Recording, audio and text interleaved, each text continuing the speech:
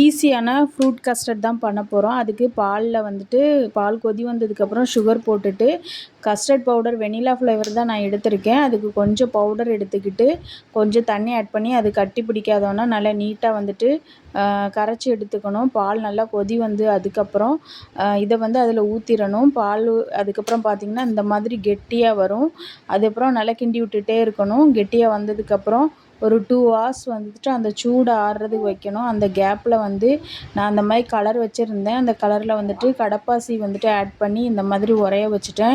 அதுக்கப்புறம் ஃப்ரூட்ஸ் வந்து நம்மக்கிட்ட இருக்கிற ஃப்ரூட்ஸ்லாம் கட் பண்ணி நான் அந்த கஸ்டர்ட் வந்துட்டு ஆறுனதுக்கப்புறம் அது கூட மிக்ஸ் பண்ணி அப்புறம் திருப்பியும் வந்து ஃப்ரிட்ஜில் வந்துட்டு ஒரு 2 ஹார்ஸ் வச்சுட்டேன். 2 ஹார்ஸ்க்கு அப்புறம் பார்த்திங்கன்னா எப்படி வந்திருக்கு பார்த்தீங்களா?